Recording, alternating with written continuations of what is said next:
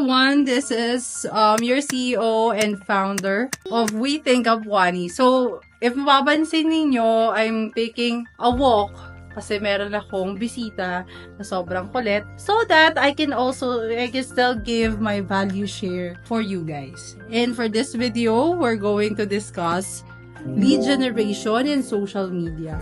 And this is one of the platforms that we usually need kasi it gives a lot of value to our clients. So, let's get into it. So, first off is our lead gen and social media VAs. So, what value they can give to our clients is that sila yung naghahanap at nagbibigay ng prospect leads or prospect clients para sa ating mga clients. So, basically, what they give to us, when we say lead gen, masyado kasing malawak ang lead gen eh.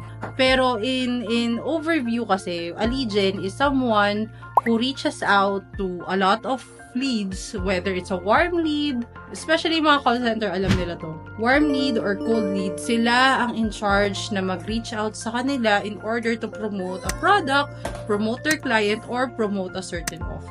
So, usually, nag-hire ang mga clients ng lead gen para lumaki ang kanilang following sa kanilang social media platforms or para i-market or i-offer yung kanilang mga products or yung kanilang mga services. So, one of the key things ng lead gen at KPIs talaga nila is to really send a lot of messages to a lot of people. So, for sure, marami sa inyo aware naman what social media is, and Facebook, Twitter pa ba? X, of course, TikTok, and they usually use those platforms in order to send a lot of messages. Maaring ang tanong sa akin dyan is, send lang ba send ng messages? So, it's okay na kung sino-sino na lang pag-send na? Of course not. Of course, dyan lalabas ang avatar. When we say an avatar, what is the qualifications or the criteria of your clients for their perfect or ideal clients? So, of course, kung baga, ito yung demographic, ito yung kanilang naiisip na, kailangan yung age group ganito, gusto ko female lang, gusto ko male lang. So, depende sa avatar ng client, yun ang hahanapin ninyo na social media accounts na re-reach outan ninyo. So, hindi siya basta send. And usually, in one day, it takes 20 leads to 50 leads. Kasi, of course, alam naman natin, mahigpit si Meta, mahigpit si Instagram, si Facebook, pwede kasing ma-block yung mga platforms kapag tuloy-tuloy tayo nagsisend ng messages. So, yun talaga yung ginagawa ng social media lead generation is to really reach out to a lot of people. And aside from that, usually pinagsasama na tong role na to, which is not really ideal kasi magkaiba sila na expertise. Since yun kasi yung pinaka-basic and para hindi na marami yung pumapasok ng platforms, pinag-iisa na lang po minsan. So, another role dito na i-discuss would be the social media VA. So, social media VA and social media manager are two different roles because social media VA is more of administrative rather than the social media manager is more on strategic aspect of social media. So, what we're going to discuss is social media VA. So, for social media VA, it's more of maaaring sila yung gumagawa nung basic lead gen na yun. And aside from that, they are the ones in charge with posting and creating the content calendar. When we say content calendar, dito nila pinaplot anong ipopost every day, anong caption, anong hashtag, and then sila ang bahala i-schedule yon sa whatever platform is at kung saan saang posting platform or social media. And sila na ang bahala doon. So, yun ang social media VA. So, while social media manager is more on their checking talaga the KPIs, strategically sila nag-iisip na kailangan mag-post sa ganitong araw, kailangan ganitong klaseng content ang ilalabas natin, o dapat value share, o dapat dito naman, kumbaga, very strategic siya, at tinitignan niya whether tumataas ba o bumababa ba yung following, mas marami bang nag-engage sa ganitong klaseng posting, kung mas marami nag-engage sa ganitong klaseng posting, okay, so kailangan mas maraming ganito, or may nakakalimutan tayong values or content na kailangan din natin i-share. So, sila yung nag-aayos cause ng mga ganong klaseng happenings. Of course, they can still do the social media VA stuff, pero strategically wise, sila ang bahala doon. Sometimes, social media manager is also the one who supports creating graphics since they already know the niche or the following of the client. At alam nila, strategically wise, ano ang dapat i-post. So, minsan sila na rin na gumagawa ng post. And sometimes, if they know how to do video edit, sila na rin na gumagawa ng mga reels. So, kumbaga, si social media manager, talagang all-in-one siya. Pero, technically, sila yung gumagawa ng strategies.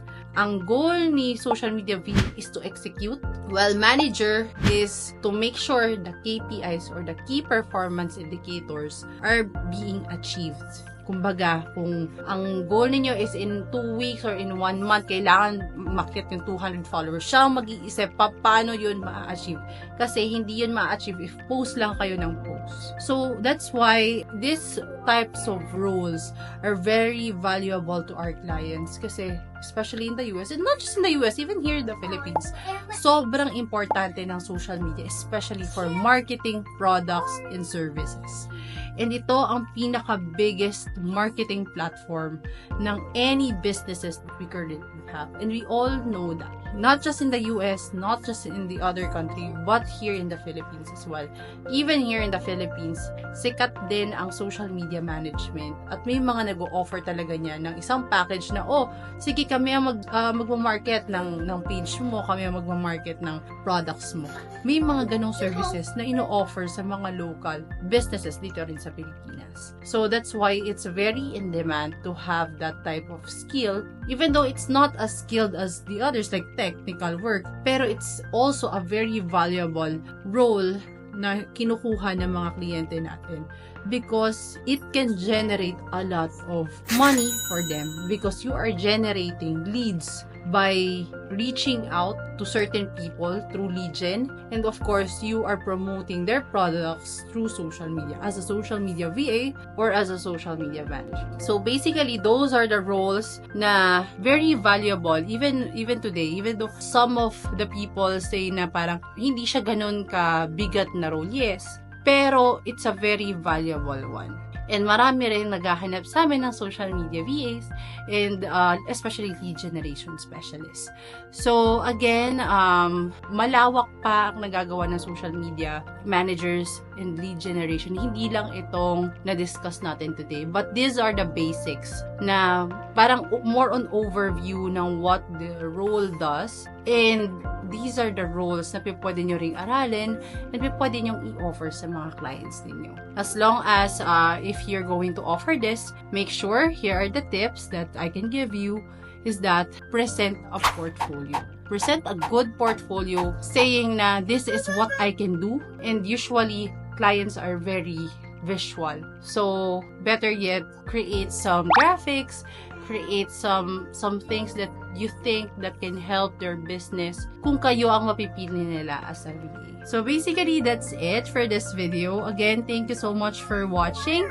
And then again, check our community. We have all the resources that you can get to support your freelancing journey. And if you have time, you can just subscribe and like our YouTube account, Facebook, and TikTok in order for you to see our value sharing videos as well.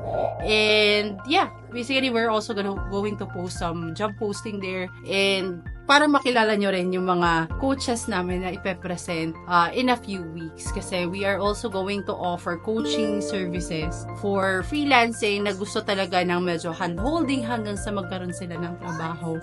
And matrain sila talaga hand in hand. Talagang hawak kamay sila. Hindi yung bahala ka na dyan. So, that is what the coaches will do in a few weeks na ilalabas namin, both in the community and our social media platform.